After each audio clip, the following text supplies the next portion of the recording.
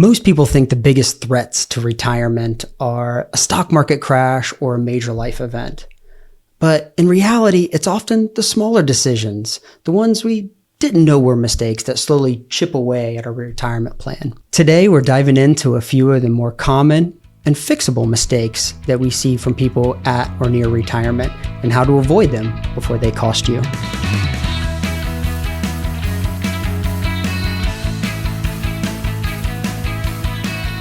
Back for another episode of Retire Smarter. I'm Walter Stroholt alongside Tyler Emrick, certified financial planner, a chartered financial analyst, and one of the wealth advisors at, of course, True Wealth Design. And we've got another great episode on tap today. And I'm excited about this one, Tyler, because, you know, it's not quite as exciting as our Warren Buffett episode, perhaps, but it's an important one because so many people might do great their entire financial lives, and then they make one big mistake right at retirement and kind of messes the whole thing up.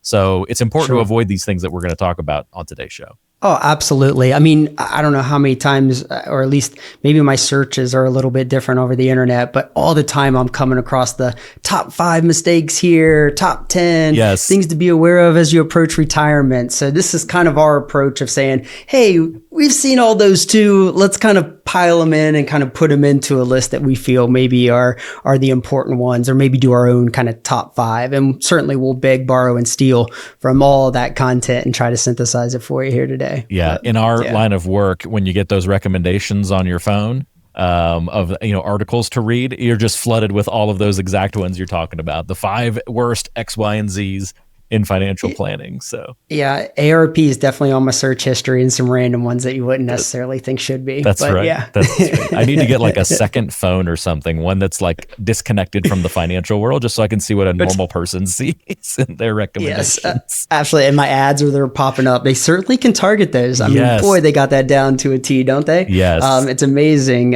Certainly phones are listening, and computer searches are being monitored for sure, or at least the ad agencies are looking.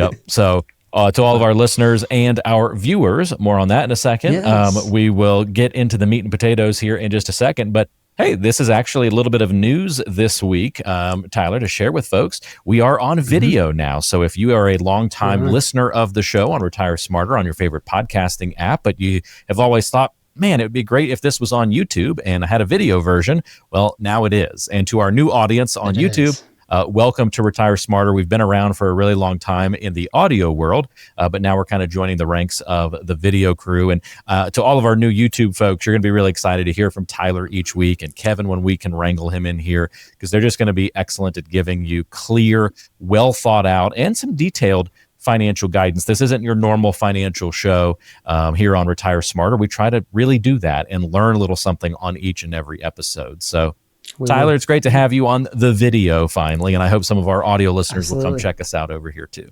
Yeah, please. Absolutely. On YouTube, happy to do the videos, and we'll see how it goes. But excited to be here for sure. Everything should still stay pretty audio friendly for those of you who like listening on the audio side. Every once in a while, we may share a graphic and something like that. So if it's ever something important that you need to visually see as well, we'll include a link to perhaps that graphic in the show description so you don't get lost on the audio side of things. But we're excited for this new audience.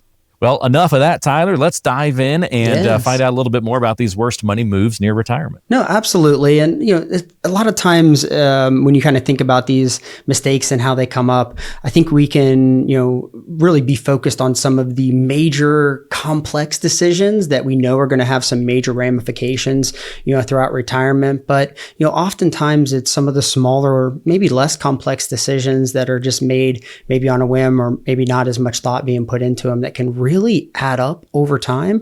I mean, especially as you start to think about just how long you might be in retirement. I mean, we can have some pretty long runways here from 30, 40 years out in some cases. So, these decisions, when we think about the compounding effects of them over time, can can really add up, right? Yeah. And certainly when we start thinking about just some of the mistakes that are, I guess, loud, when you buy like the wrong car and you overspend on vacation. Oh, okay. Yeah. Oops. I got a little overextended there. That's something I think is a little easier for us to kind of wrap our arms around. But some of the other ones, especially when it comes to retirement planning, are, more maybe on that quiet nature. And sometimes we just, again, don't really fully quantify the ramifications of some of those. So as we kind of go through and think about just the structure of today and how we're going to, handle these, I really had that in the back of my mind, thinking like, what are some of the more subtle decision points that maybe aren't so in your face as you start thinking about nearing retirement and maybe in those early stages of retirement, and how can you be best suited to kind of make sure those decisions are on their radar? Now I have one that, kind of comes up on every list that everyone's gonna be like, hey, that is not that subtle.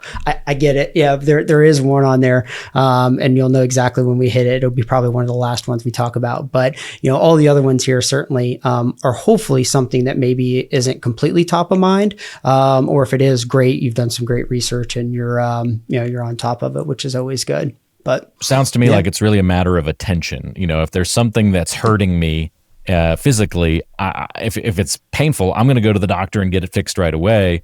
But sometimes it's the subtle things that we push to the side. It's the nagging thing. It's the I've added a couple of pounds, but it's not really hurting me, so I'm not going to really give it that much attention. But that's the thing that sneaks up on us and gets us. So I see some good parallels here to how you're going to tackle some of these financial things they're not too loud, right? They're not beating down the door, but yet they're a problem. That's fair. Yeah. As we do our first video and we talk about poundage and putting on a couple extra pounds, and I'm now on YouTube video. I appreciate, that analogy. Now you're all going cognizant there. of it. Hey, fair enough. Yeah, exactly. I'm like peeking over, checking myself out, going, oh, am I all right here? But try not to judge too much here. But no, you hit the nail on the head. We can lower the resolution later if we need to kind of fuzz things up a little bit. That's great.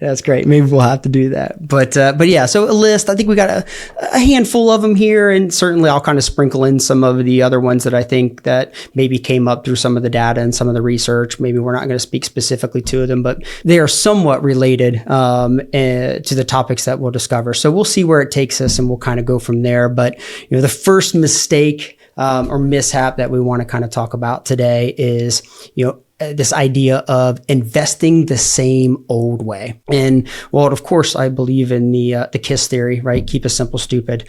And there's no reason to be adding complexity when it's not justified. But we want to be mindful of oversimplifying and understanding how our investments, relate to where we are at in life. The comment that came up in my research that I want to share that I thought was pretty impactful, and I believe it wholeheartedly, is this idea that when you do retirement planning right, you'll know specifically how much money needs to come out of which account and what year.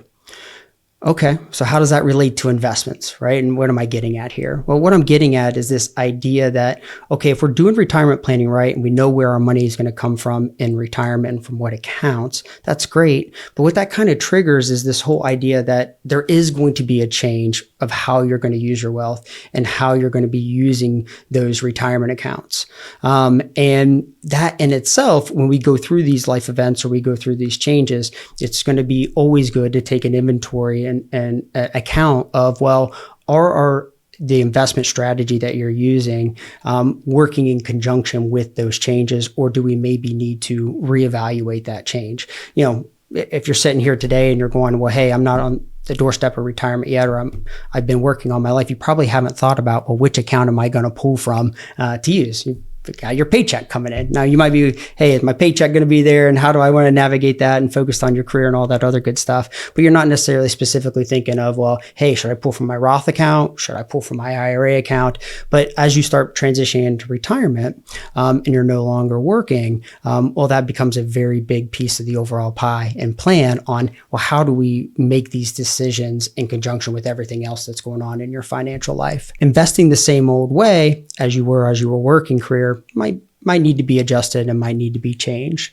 And we can take that down to a pretty granular level. The examples that we ran across quite a bit as we're prepping for the podcast were, this whole idea of like, well, hey, if you start beginning distributions in retirement from your IRA account, and maybe you're doing that with Social Security, and that's what you're going to live off of on a monthly basis.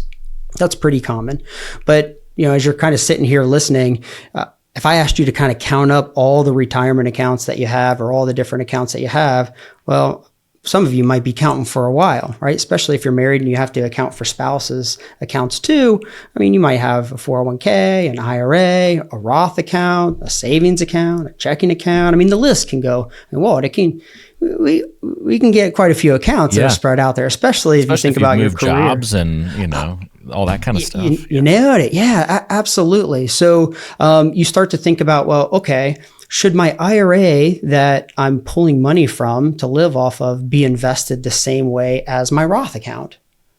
Well, maybe not, right? You think about the differences between an IRA and a Roth and kind of what they do. Well, there could be an argument to be made that you should have your higher expected return investment allocation inside of your Roth account, because that growth would be tax-free. So over time, right? Okay, the more money that you could potentially earn in there, would we want that to be in our Roth, or would we want that to be in our individual retirement account? Yeah. So we call that asset location. I know we've talked about it in the past here on the podcast, but that a lot can stem from how you're using your accounts and the investments that you're putting inside of them. So again, probably not something that you were maybe thinking about, or if you are still working, maybe you should be thinking about asset location. Certainly, that could be helpful. But as you start thinking about distributions in retirement and how those assets are invested from the account you're pulling from, there are some considerations to take there. And as you start thinking about just in general, how you're managing your finances, or if you're working with a financial advisor, we kind of see it all the time where financial advisors might be helping you with one account, but they're not maybe helping you with another, or they might not know how those other accounts that you have are invested. And, as you start thinking about retirement, that can be a bit of an issue as you start thinking about maximizing, expected return, or maybe your tax situation, or whatever the case may be, because, they're all going to work in conjunction together. And there's probably this natural inclination, Tyler, to, at least I feel this, to treat each portfolio or each item like a 401k or a Roth IRA or whatever they might be, to treat them very much in their own island. And so I've got to be balanced in this account. And then the next one, I've got to be balanced in this account. And without even really thinking about it, it kind of made them all the same. And I kind of see the light bulb going off, at least in the mirror reflection of myself here, of like, you could make the Roth one where you take more risk, and then make a different one where you have less risk, because I might want to have the higher growth in that Roth account for those reasons that you mentioned. So let's look at this thing as a whole, and it might turn how you invest totally upside down. Correct. Well, and there's other, some of the things that we talk about all the time here on the podcast, where secrets of return risk, or doing withdrawals during volatile markets, where if the stock market were to have a pretty major pullback, depending on how the account that you're doing distributions from, if they're all invested in stock and you've seen that pullback, well, now you're selling out of those stocks that are, kind of depressed and maybe at a lower value. So these things matter on the way up as well as on the way back down, or the accumulation and the distribution phases. I think they become extremely important, especially near retirement, or, as you're in retirement. Now, as you start thinking about, because you're pulling from the accounts, right? The distributions. Now, on the flip side, we talked about a concept of like asset location. I think asset location is a core principle for any age, right? As you start thinking about, well, where are you saving your money? How should each account be invested? That asset location and tax consequences of those investments, I think, have major ramifications as you're starting to build wealth. But on the back side of it, as we're starting to think about retirees and distributions, I think it just gets magnified a little bit there. But I think it's good practice, especially the asset location, for really any listener, that's kind of trying to apply this situation of, hey, how should I be thinking about my investments, and how should I be maybe adjusting my investment strategy based off where I'm at in life and some of the challenges or changes that are facing you. So all good stuff. And the other thing that I think came up quite a bit that I kind of want to speak to, because I hear it a lot, is this idea of time and time again when I'm sitting down with retirees, and we start talking about investments, we try to start wrapping our arms around like, okay, what is going to be that investment strategy? How do you start thinking about investments, and how are we going to apply it to your specific situation? I get a lot that, I'm conservative. I'm conservative, right? Especially, hey, I'm heading into retirement. I probably need to be conservative, don't I? And, that's the old way, right? That's been ingrained in our brains for so long. It has, right? I mean, and the premise of that, and I think it comes back to some of these major risks of sequence of return risk where you retire into a bad market and you lose and you're pulling from those accounts. I think it stems from a lot of that. But I also would argue as you start thinking about like, well, I'm conservative. What does that really mean to you, being conservative? How does that kind of shake out into your portfolio construction and how you think about your investments and your wealth? Does that mean that you can't lose any money? Does that mean that if you lost 200 grand, you'd be perfectly fine? Let's put some dollars and cents to what it means in your case to be conservative, and then apply that to your financial plan to help you kind of back into, investment strategies that's not going to get you into an uncomfortable situation to where you would lose an amount that's uncomfortable, but fits and is going to work within the plan to get the rate of return that you need and all that good stuff. But this idea of like, hey, I have to be conservative doesn't necessarily apply to every individual or every family that kind of comes through the door saying, hey, I want to start looking at my retirement plan and can I retire? It certainly needs to be a piece of it. And I think in past podcasts here recently, we've talked a little bit about that idea of runway. And, when you think about your overall household allocation, how much of it is in more conservative investments that maybe have a little bit less volatility, and how long could you pull from those investments before you would actually have to start selling out of stocks, if we were to experience some major market volatility. So I think it all goes hand in hand, but I wanted to make a special comment of this whole idea of like, hey, I'm conservative, or I need to be conservative in retirement. That could be the case, but it's not necessarily a blanket statement that is applicable to every individual or every family kind of listening to the podcast today. It's going to be very specific to your situation and how you want to apply it. So that's mistake number one, investing the same old way. But your comments about getting conservative as you get close to retirement are interesting because it dovetails nicely into your second mistake on the list here. And that's where people kind of do the opposite, and they want to take more and more risk as they get close to the retirement. And I guess the reason is they're feeling maybe behind. And so playing catch up can be a dangerous game. You got it. And it's big for these near-term retarees. Individuals, like the catch-up comment that you made is exactly right. And, I think where it potentially stems from too is there's a lot of good resources online and tools and calculators and things like that. And when you get down into some of them, they can kind of, I think, teach maybe a little bit of incorrect theory where you start looking at your spending and you start projecting it out over the next 30, 40 years, to kind of replicate your retirement to say, hey, do I have enough? Sometimes those tools and calculators can basically solve the return equation for you and say, hey, this is the rate of return that you need to get on your plan to kind of make all that spending work. And I do think that is a valuable number, but then you also need to take it one step further and say, hey, is that a realistic return expectation for the way that I have my investments allocated right now? It might be simple to say, well, stock market S&P 500 averages around 10% return per year. To make my plan work, I need 10% return per year. I'm okay. I can get it by just putting it all in stock. Well, not necessarily. You start thinking about, maybe taking on that much risk. And one, you're not emotionally comfortable taking on that much risk. You see your accounts lose real dollars, like in 2008 or March of 2020, when, COVID came on the scene and stock market dropped by 30% in 1 month. If you lost 30% of your assets, so 300 grand for someone who has $1 million saved, that's real dollars and cents. It's a lot. It's very easy to be able to be like, yeah, I can go through that. I'll be fine. I won't be calling anybody or trying to sell out or making any emotional decisions. But then when you're in the thick of it and it's really happening and you're getting inundated with these headlines and you're seeing your accounts go down, well, it could be a very different story. And, you kind of think about that in the framework of, well, not only the emotional aspect of it, but then what that can do to your overall plan if you were to experience something like that. Again, that's called like sequence of return risk or retiring into a bear market. When I say bear market, think just rough stock market performance over maybe a year or two. Think of 2008 when we went through the great financial crisis. Could you imagine saying, hey, that's when I'm going to hang things up. I'm going to retire. And then boom, you see your accounts kind of dip by that much. Before you would make a decision to say, yep, I'm just going to kind of shoot for the stars. I need to get that rate of return. I'm going to try to catch up. You need to kind of look at it from the other side and say, hey, what happens to my plan if I experience a 30% drop or a 20% drop in my assets? What does that do to the plan? How much longer would I have to work? How do I have to change my spending? And are you comfortable with that flip side and the emotional aspects of trying to manage through something like that? Because, it can be very difficult. All I know is that those retirement calculators, they can be great to just get kind of like a quick guess or a quick way to start the conversation, and at least gets you thinking about the right things. But man, you can type stuff into there and have outputs that make you feel really nervous.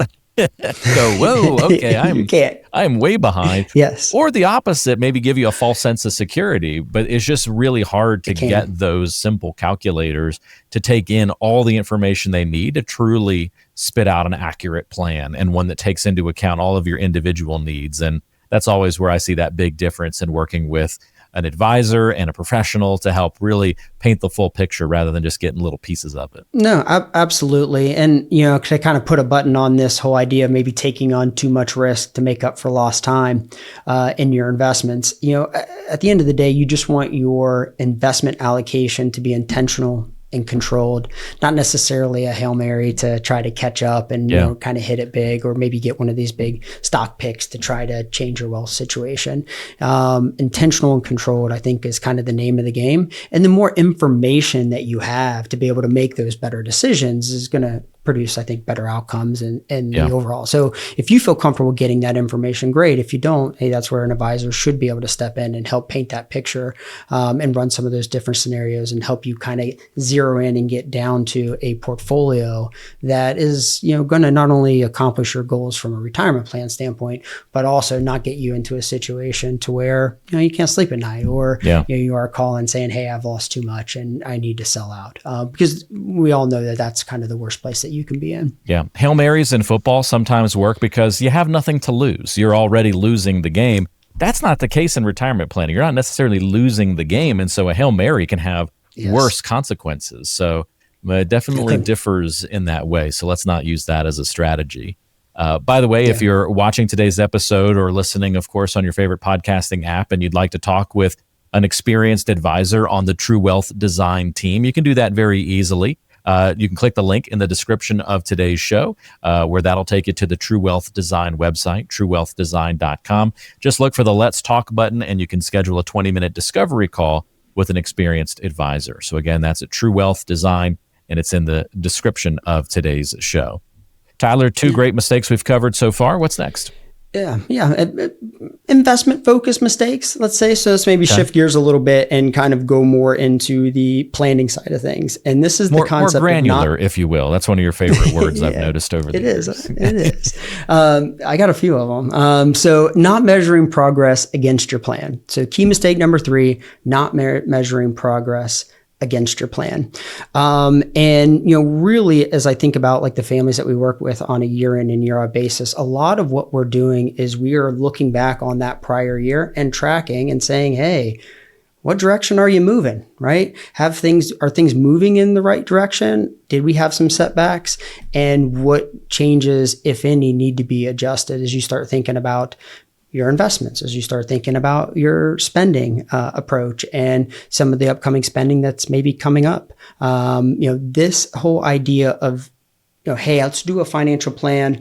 All right, I'm in good shape. I can retire, and then let's kind of set it and forget about it and not look at it again. Could have some pretty drastic consequences. Life happens, things come up, and you need to make sure that you can be nimble and adjust with those as they do. And I think a good financial advisor, or what we try to accomplish here, is we try to take a lot of that heavy lifting off of you. Not necessarily that we're getting into the spending that you're doing, going out to eat every weekend and, getting a very detailed budget.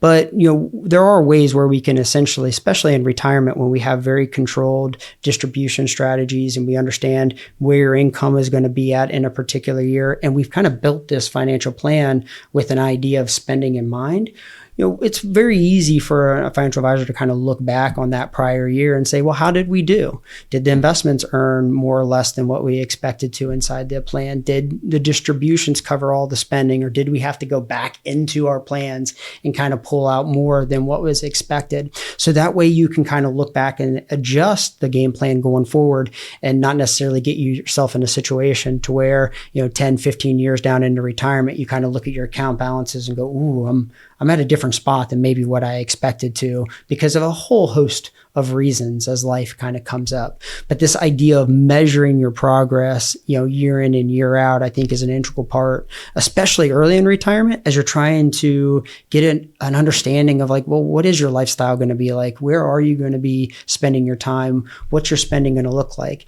Some of the best laid plans for pre-retirees can kind of change on a whim 1, 2, 3 years into retirement, as you start to get a better understanding of just what makes you happy, where your money is going to be used, and what you're going to be doing as you kind of shift gears from your career and working into what retirement life looks like. Right. Yeah. And I think this can work both ways. Well, and what I think I've been kind of focusing maybe on the negative of like, hey, running out of money or some negative things happening to your plan and getting into an uncomfortable situation. But it could just as easily work on the flip side. And I think you even mentioned this a little bit earlier in the podcast, where you're just like, spending too little, or the plan gets better and better and better, and you're not necessarily using some of that excess the way that you would if you were kind of on top of it and seeing that the plan was working and see that it's getting better, and going, well, hey, do I really want to leave that much to the kids? Or, hey, do I, would I be taking more vacations now, or do that home renovation, or whatever it is? It might be lost opportunity, right? Like, oh, I could have gone to visit my kids 2 more times a year if I had been more accurate with my planning. Instead, I ended up with all of this excess. And so if you're not tracking your progress, which is easy, it sounds like that's an easy thing to do and like no brainer, but a lot of people probably don't do it and run into these problems. And if you'd been tracking it, you could have made that adjustment and had more family visits, more family time, potentially, if that was a goal. I think it is easy to do, but it also takes a lot of time, right? I mean, it's a lot of conversations, I think, between, a client and an advisor to kind of work through, like, what does that cadence look like? The client gaining confidence that the plan is going to work, and these numbers are right. And hey, this isn't just some pie in the sky success rate or safety margin or whatever. What are these things, right? But like anything else in life, we would track it, right? Like if I'm trying to lose weight, and I've got a plan I'm following, well, I'm going to weigh in and see if that plan is working or not. Otherwise, I need to change and try something different. But for some reason, people don't apply the same thing to retirement planning. Absolutely. Yeah. No, I agree wholeheartedly. So, and I think that's a big piece of what we do on a year in, year out basis. We call our yearly meetings progress meetings, but they're essentially that. What has been your progress? Where are you at? And what adjustments need to potentially be made in the plan, if any, to make sure that we're staying on top of it. One of the studies that came up in a few of the top 5s or top 10 mistake lists, as I was kind of looking through them, was a study by BlackRock, big name in the industry. And they found that retirees spend about 30% less than what their plans would allow for, because they just got kind of fear of running out of money or not confident inside the plan. That's not 30% is pretty big. Yeah, it is. But it does kind of get down to the crux of like, a lot of individuals, when they first step into retirement, it's not like they've done it before. It's not like they've maybe used some of their accounts or done these withdrawals strategies. I mean, it's a big change to go from saving all your life and working to spending and not working. And sometimes I think that change can be maybe assumed to be a little bit easier than what it actually is. Anytime things are a little bit unknown, well, we're going to a lot of times err on the side of caution, and make sure that these safety margins and these net amount at the end of your plans are big, bold numbers, right? We communicate plan results in a few different ways. One of which is like success rates, and success rates are just a way for us to kind of say, hey, we've tested your portfolio, we've done this fancy thing called Monte Carlo simulation versus how much you have in wealth and how much you're expected to spend, and we've run thousands of trials, and 99% of them you still got money left in your mid 90s, right? Everybody wants 99%, but we always say, hey, if you're down in the 80-85% range, those are successful plan results. Those are results where you can actually retire and start making confident decisions on. But everybody wants to get that A, and they want those higher plan results, which in actuality just mean that, hey, you're probably underspending what you could, and if you're fine with that, that's great. But having the conversation around it becomes key. So not measuring progress against your plan, and checking in on where you're at, I think is a big one. Small one, because life happens and you got to set aside time to be able to do it. But it's a big one that can creep up on you for sure. What would your life look like if you designed it around your true wealth? It's a powerful question, and one that True Wealth Design helps individuals, families, and business owners answer every day. With a fully integrated approach to financial planning, tax strategy, investments, and business advisory, their team can bring clarity and confidence to every part of your financial life. Take the first step toward a stronger financial future with a no-cost, no-obligation discovery meeting. Just click the link in today's show description to get started.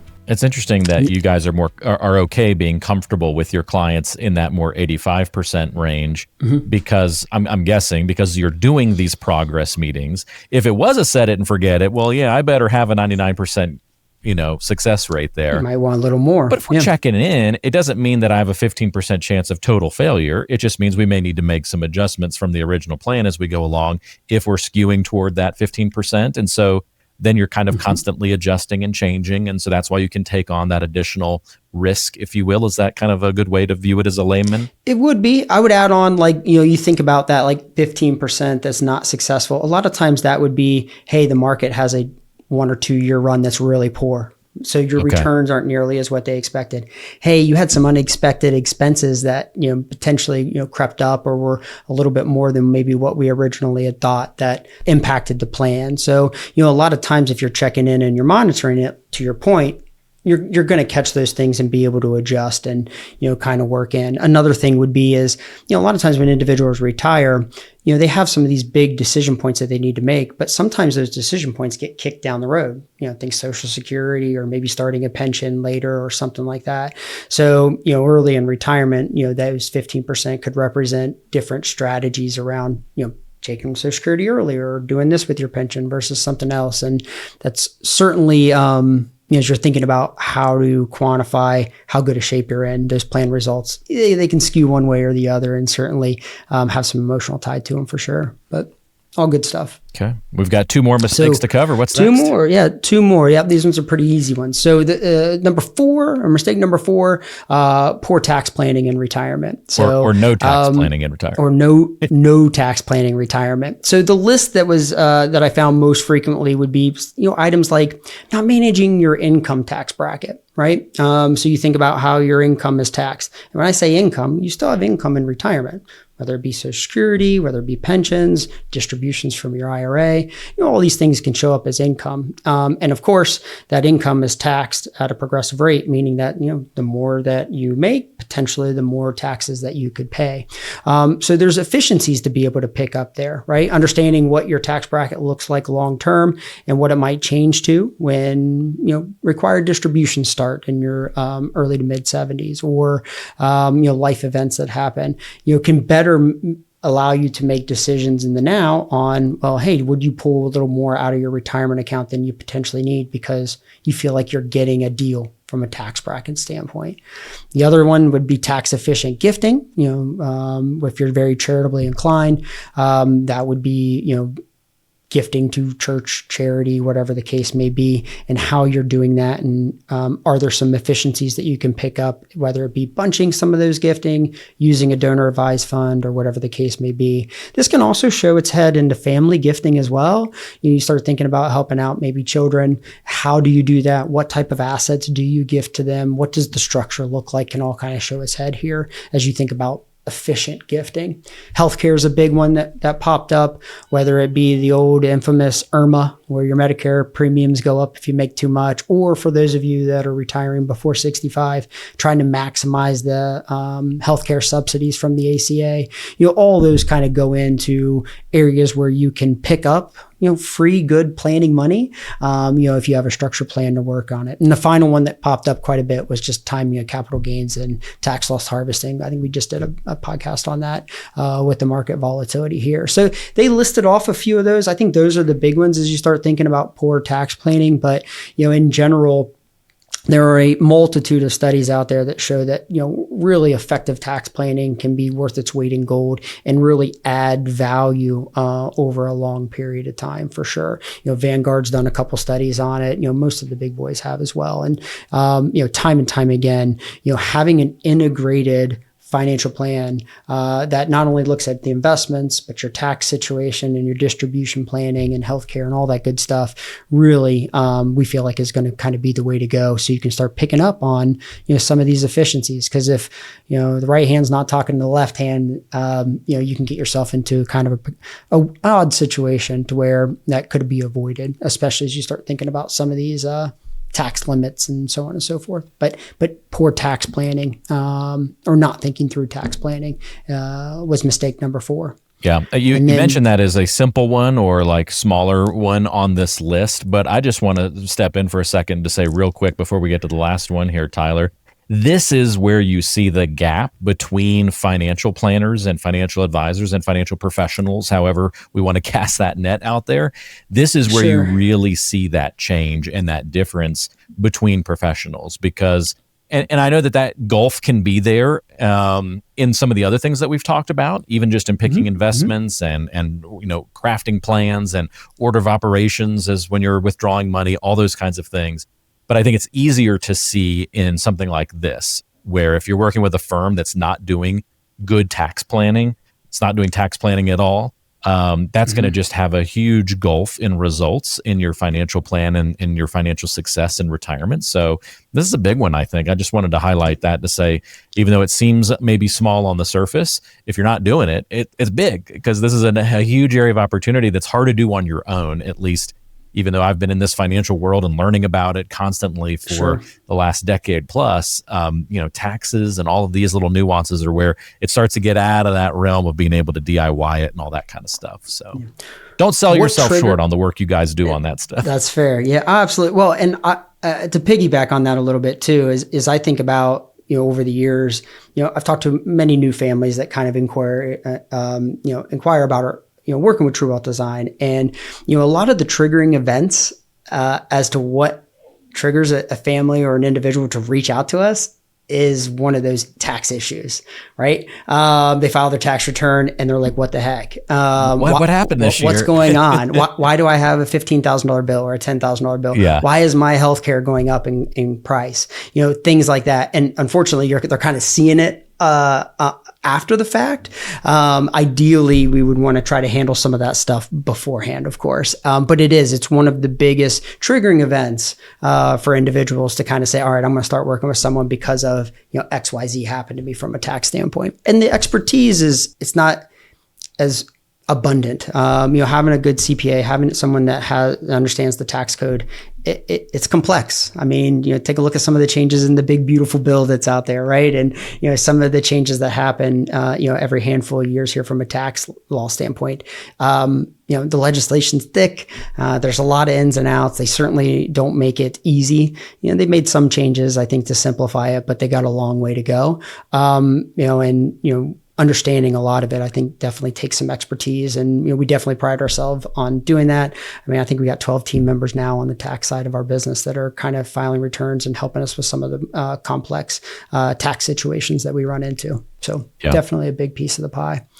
And then, so the last mistake here, Walt, is the one that is not a cherry pick, maybe fly under the radar one. It's claiming Social Security without a plan, and it came. But the reason why I had to put it on here was literally on every single list that I had. Right, had to include claiming it. Social Security. So I had to put it on here, and I think the big thing is just this is a huge decision. It is a big decision. It will have lasting ramifications on your wealth over time and over a long, happy, healthy retirement. And putting in the time to understand what your options are, especially if you're married or you had been married and you maybe have access to a divorced spouse's Social Security or a widow's benefit or something like that. You find yourself in these situations, before claiming Social Security is just not as easy as like, hey, I'm done. I'm not retired. I'm going to start my Social Security. There really does need to be more thought put into the ramifications on, the cost benefit analysis on starting now versus waiting, and what does that look like in your specific situation? Because the benefits of Social Security add up tremendously over time, and it'll be with you throughout the entirety of retirement. So it's a big deal. And one of the things that were mentioned again quite frequently was this whole idea that a lot of individuals think that once you do retire, you do have to start Social Security. That's not necessarily the case, right? Assuming that you do have assets that have been saved that you could live off of for a period of time. There are a number of cases where we have recommended that individuals live off their own assets and delay their Social Security benefit to try to maximize what would be given to them over the course of their retirement, because it fit inside of their plan. Now, I'm not saying kicking it in early is always a bad decision. I'm just saying give the choice or the decision its proper due, and make sure that you've kind of looked through the numbers and you understand kind of what you're giving up and getting, depending on when you actually kick that in. So Social Security is a big one. And obviously Social Security has been in the headlines quite a bit this year. It does have some decision points coming up. I don't think there was any new legislation passed through the bill from my understanding, or at least what's in current legislation right now. But there's going to have to be some changes. We'll see what those potentially look like. But Social Security is it really is a big one. So it had to get thrown in here for sure. Yeah, we don't have to spend all day on that one. I know we've done lots of episodes on Social Security, and we'll have more that we do to look at different angles. But as kind of a closing thought, you brought up a little something interesting there about how, the big, beautiful bill comes out, and that has lots of implications in it that you as an advisor have to now go and figure out. And I'm imagining the last 10, 15 years, it's not so much been the challenges of new things coming out. It's new things coming out and then getting reversed and then getting re-implemented and then getting reversed or tweaked or changed, or Secure Act 1.0, 2.0, 2.0. We've covered them all, right? they do. I always like to say politicians like to keep financial advisors employed because, the complexity of some of this legislation and certainly some of the changes, it can be difficult to keep up on it. Yeah, you have to be well read, right? You do. And you start thinking about some of the ramifications of, maybe making a wrong decision just because you just didn't know. Because a lot of times it's just, you don't know. It can be lasting. And to your point on the taxes, a lot of times it comes through and shows its head for taxes. Yep. And that's when you get it. So great points. Well, thank you for this list. I'm glad that you read all these top 5 lists out there, Tyler, so we didn't have to, and you culled it to the 5 most important ones for us. And a lot of good nuggets and lessons in here today. Here's the big thing. If you're listening to today's show or watching on YouTube for the first time, welcome, and it's been great having you with us. If you heard one of these mistakes and you're kind of like, I'm making one of those mistakes, or I think I'm at a possible threat of making one of those mistakes based on how I'm currently planning. When we talked about tax planning and you were like, what's that? That's a great cue to maybe meet with a professional and talk a little bit further about how in-depth your retirement plan has really gone and maybe where it can go and how it can improve into the future. So if you're interested in working with Tyler and the great team at True Wealth Design, it's very easy to see if you'd be a good fit to work with one another. You can meet with an experienced advisor on the team. All you have to do is go to truewealthdesign.com. Click the Let's Talk button and schedule your 20-minute discovery call. We've got that linked in the description of today's show, so it's very easy for you to find. Again, it's at truewealthdesign.com. Tyler, thank you so much for the help on the episode today. We'll look forward to talking to you again soon. Absolutely. Yeah, look forward to it. Information provided is for informational purposes only and does not constitute investment, tax, or legal advice. Information is obtained from sources that are deemed to be reliable, but their accurateness and completeness cannot be guaranteed. All performance reference is historical and not an indication of future results. Benchmark indices are hypothetical and do not include any investment fees.